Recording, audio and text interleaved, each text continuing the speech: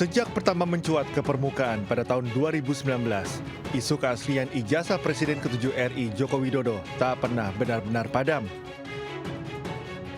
Isu terus berhembus di berbagai platform dan forum, hingga tahun 2025 mencuat kembali hingga ke atas meja hijau. Proses hukum pun dimulai pada April 2025 dengan Roy Suryo tercatat sebagai terlapor, dan di bulan yang sama Presiden ke-7 Jokowi resmi melaporkan kasus ini ke Polda Metro Jaya. Sebetulnya masalah ringan, urusan tuduhan ijazah palsu, tetapi memang perlu dibawa ke ranah hukum agar semuanya jelas dan gamblang. Dengan berbagai proses, kasus ini naik ke tahap penyidikan pada Juli 2025 hingga November. Polda Metro Jaya mengumumkan penetapan 8 tersangka, di mana salah satunya ialah Roy Suryo. Demi Tuhan, demi Allah SWT, tidak pernah yang namanya mengedit ijazah. Catat itu. Kalau ada orang yang mengatakan kami mengedit ijazah dan mengedarkan ijazah palsu, orang itu yang berbohong. Hingga Desember, Polda Metro Jaya menggelar perkara khusus atas permintaan para tersangka, di mana dalam gelar perkara ini penyidik memperlihatkan ijazah Jokowi yang diklaim asli versi analog.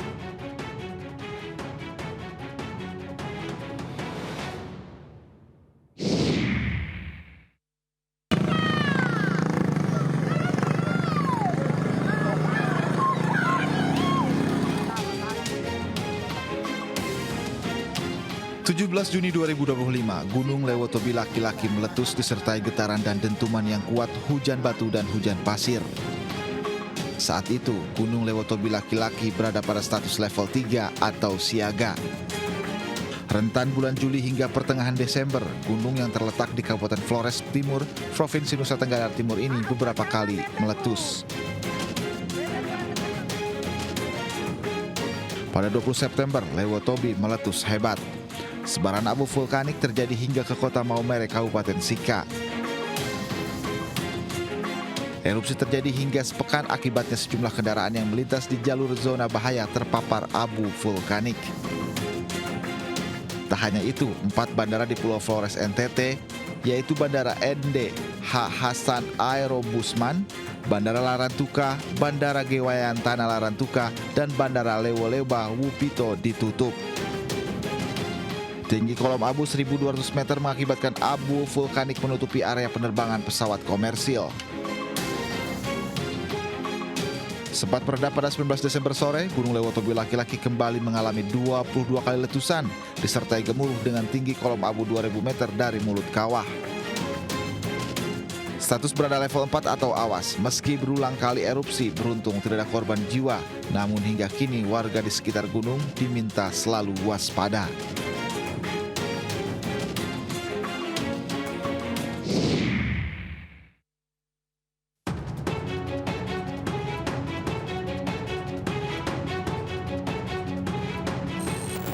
Beras oplosan merupakan campuran beberapa jenis atau kualitas beras yang dijual dengan label menyesatkan. Seperti halnya mengklaim premium, namun tidak sesuai dengan isinya.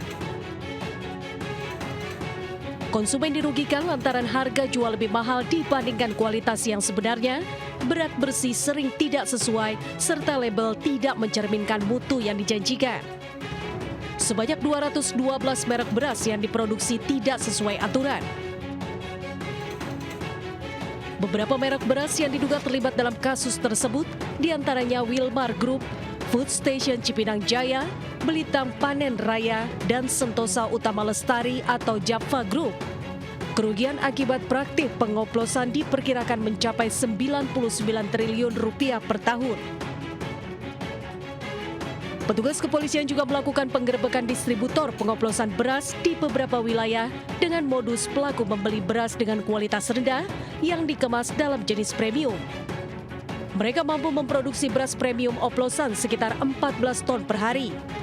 Dengan perbandingan 1 kilo beras pandan wangi dicampur dengan 10 kilo beras biasa yang diperoleh dari petani.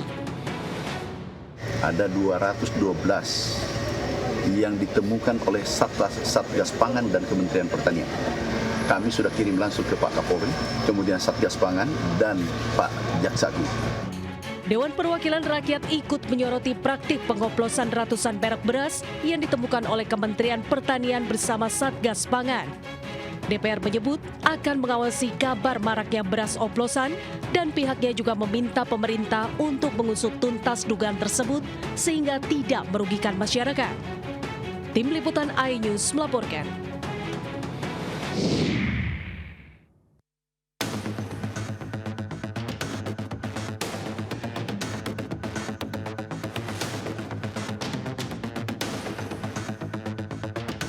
Salah satu dinamika di sepanjang 2025 datang dari Amerika Serikat. Presiden Donald Trump kembali menjadikan tarif perdagangan sebagai instrumen utama kebijakan ekonominya.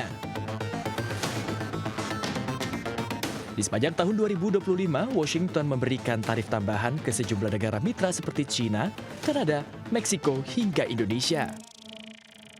Hal ini pun direspon oleh sejumlah negara dengan mengenakan tarif impor terhadap barang-barang Amerika Serikat hingga menciptakan perang tarif. Situasi ini membuat melambungnya ongkos produksi dan harga barang impor dan membuat dunia usaha menghadapi ketidakpastian berkepanjangan akibat tarik ulur pengenaan tarif impor.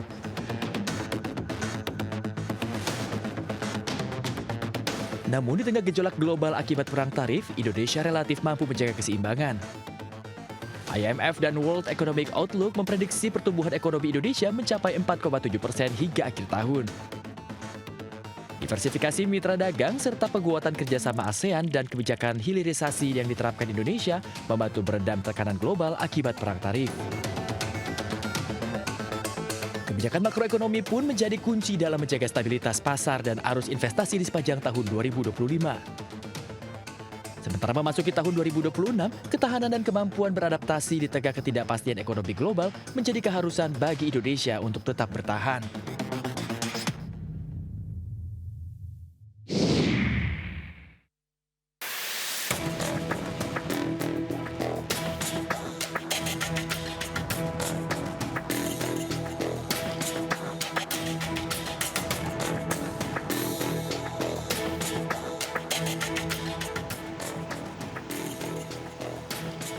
Kejaksaan Agung menetapkan mantan Menteri Pendidikan Kebudayaan Riset dan Teknologi Nadiem Makarim sebagai tersangka dalam kasus dugaan korupsi laptop di Kemendikbudristek pada 2019 hingga 2022. Diperkirakan kerugian negara dalam perkara ini mencapai 1,9 triliun rupiah. Nama Nadiem Makarim terjerat dalam kasus ini usai Kejagung 2 kali memeriksa Fiona Handayani, staf sus Nadiem, serta memeriksa Ibrahim Arif, konsultan dalam proyek pengadaan laptop Chromebook. Setelah 3 kali diperiksa penyidik, Nadiem kemudian ditetapkan sebagai tersangka pada 4 September 2025 oleh Kejagung.